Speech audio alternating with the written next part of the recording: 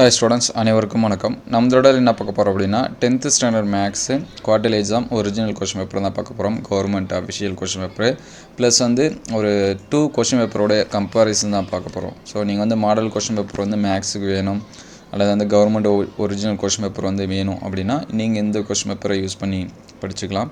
அதுக்கு முன்னாடி நீங்கள் நம்ம சேனலை சப்ஸ்கிரைப் பண்ணாமல் தான் சப்ஸ்கிரைப் பண்ணுறங்க. நிறைய ஸ்டூடெண்ட்ஸ் லைக் பண்ணாமல் பார்க்குறீங்க. ஸோ ஒரு லைக் பண்ணிவிட்டு பார்த்தீங்கன்னா நமக்கு கொஞ்சம் ஹெல்ப்ஃபுல்லாக இருக்கும்.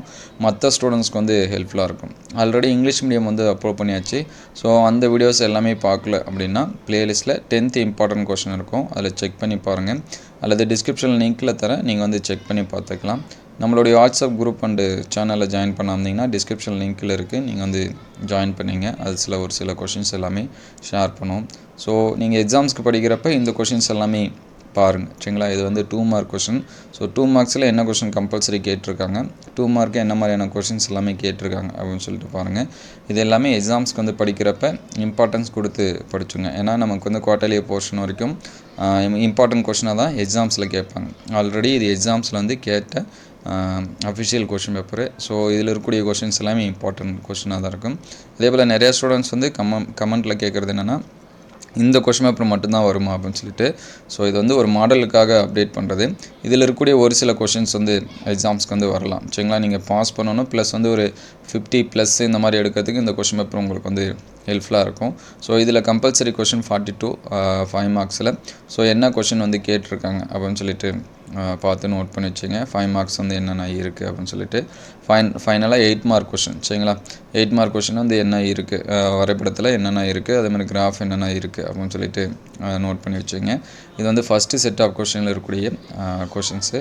அதுக்கடுத்து செகண்ட் செட் ஆஃப் கொஷினில் என்னென்ன கொஷின்ஸ் இருக்குது அப்படின்னு சொல்லிட்டு பார்ப்போம். ஸோ இது 5 மார்க்ஸு 8 மார்க் இதெல்லாமே மார்க் பண்ணி வச்சுங்க. இது first set of question. So அதுக்கடுத்து இது செகண்ட் செட் ஆஃப் கொஷினு.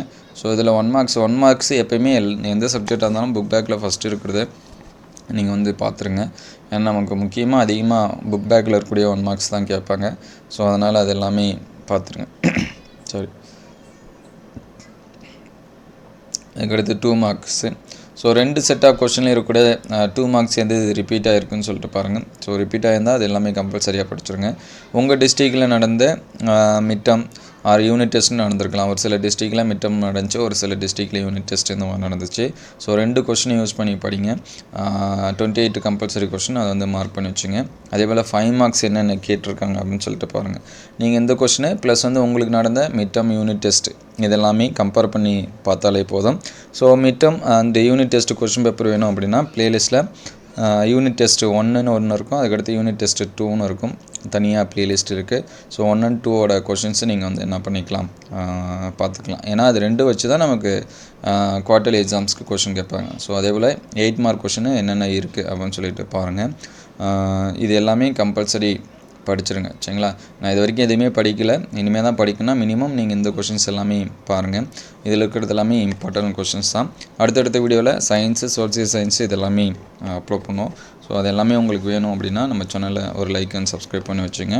உங்களுக்கு அடுத்த வீடியோவில் என்ன சப்ஜெக்ட்டுக்கு கொஷின்ஸ் வேணும் அப்படிங்கிறதையும் கமெண்ட் பண்ணுங்கள். இந்த வீடியோ உங்களுக்கு பயனுள்ளதாக இருந்துச்சு அப்படின்னா உங்கள் நண்பர்களுக்கு ஷேர் பண்ணுங்கள்.